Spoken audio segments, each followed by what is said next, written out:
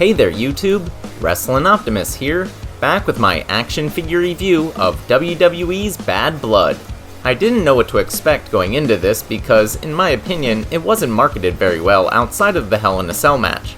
But, per usual, it's when you expect the least from WWE that they turn around and put on their best shows. So let's find out what happened and take it over to the action figures. The show opens with probably the most anticipated match of the night as CM Punk takes on Drew McIntyre inside Hell in a Cell.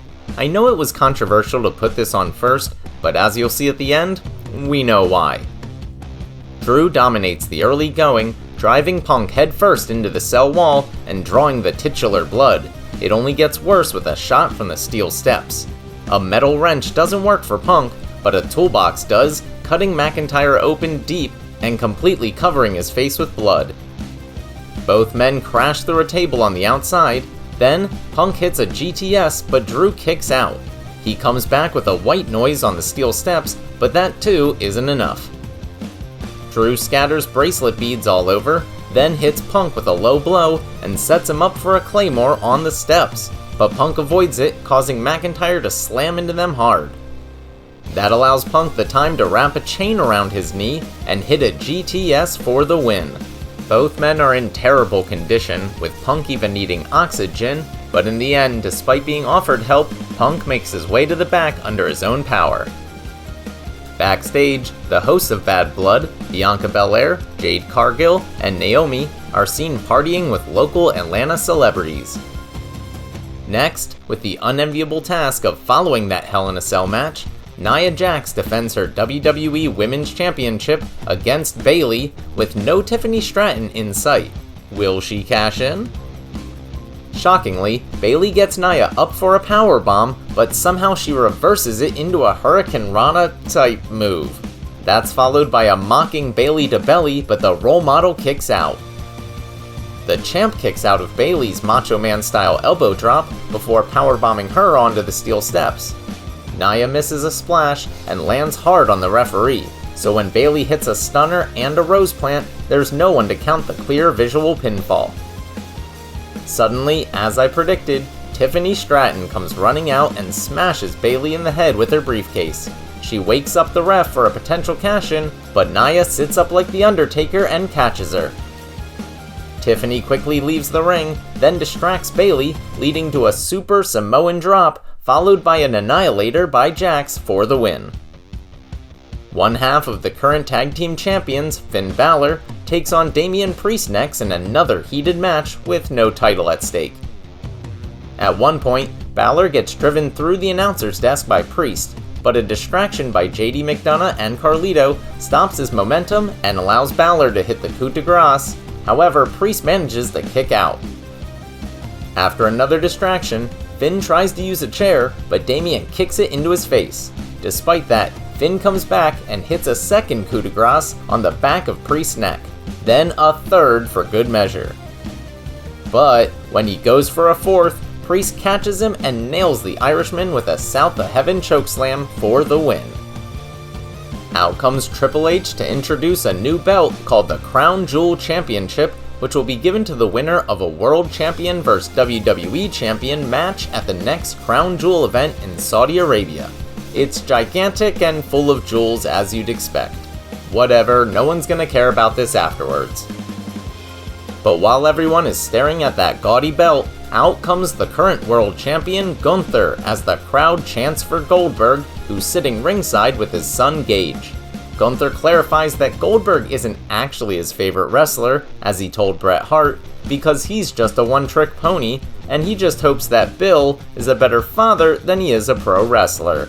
That infuriates Goldberg, who rushes at Gunther, but security stops him from getting in the ring. Instead, Sami Zayn arrives and attacks Gunther from behind before nailing him with a tope, and eventually leading to both being escorted by security up the ramp. Backstage again, Chelsea Green is kicked out of the party because she still smells following her dumpster match against Michin, but Piper Niven gets to stay. Dominic Mysterio arrives in a lowrider that's on sale right now, but I'm not buying it. he'll be in a shark cage as his girlfriend Liv Morgan defends her Women's World Championship against Rhea Ripley. I'm also not buying the shark cage set that was available for a while. It's a surprisingly competitive match, given the size disparity. Then, somehow Dominic opens the door to his cage, but he's still up in the air, and apparently scared of heights. Suddenly, he falls out and winds up dangling by his ankle, so Rhea gets out a kendo stick and beats him like a piñata. When from out of nowhere, Raquel Rodriguez makes her shock return and attacks Ripley from behind. The ref calls for the bell as Raquel, who is also a former tag team partner of Liv, delivers a Tejada bomb on Rhea. Terrible finish, and I don't think the ref was actually supposed to see any of that because Raquel put Liv on top of Rhea afterwards, and she seemed to be waiting for a 3 count. Oh well, botch aside, it was nice to see Rodriguez back from injury.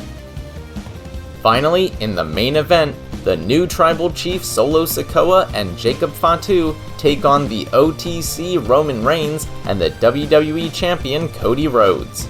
The Tongans are conspicuous by their absence. Obviously, they don't have figures yet, and there's no Jacob Fatu figure out yet, and I still haven't gotten around to buying a Solo figure, so I'm limited in my pictures, but I can still recap the match. The marching band for Arkansas Pine Bluff surrounds the ring and plays Cody's theme song, poorly, although I think that was more a product of bad sound mixing than their actual playing. What's sad is, I'm such a big college football fan, I actually knew who they were before Michael Cole confirmed it, just by the obscure logo on their uniforms. Anyway, Roman's entrance is more conventional, but still epic because it's his first entrance in 4 years without a championship. For the majority of the match, the new bloodline maintains control by isolating Cody. Just when it looks like Roman will get the hot tag, Jacob pulls him off the ring apron, but eventually he does tag in and faces off with Solo. We finally get the new Tribal Chief versus the original Tribal Chief.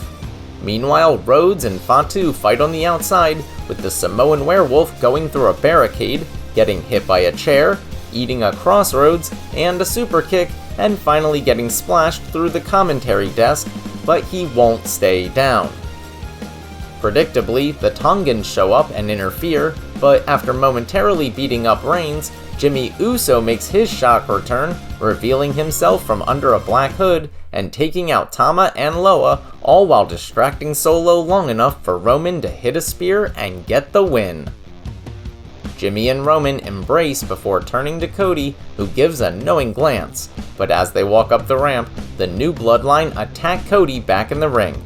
Jimmy convinces Reigns to save Rhodes against his better judgment. They clear house when suddenly, The Rock's music hits. The final boss comes out, People's Championship in hand, and raises his fingers up in a 1, 2, 3 gesture. I have no clue what that means, but are we finally getting a Bloodline Civil War? Then, after the show went off the air, fan footage showed Kevin Owens turning on Cody and attacking him in the parking lot by a production truck. I definitely didn't see that coming, and it adds even more intrigue to the story.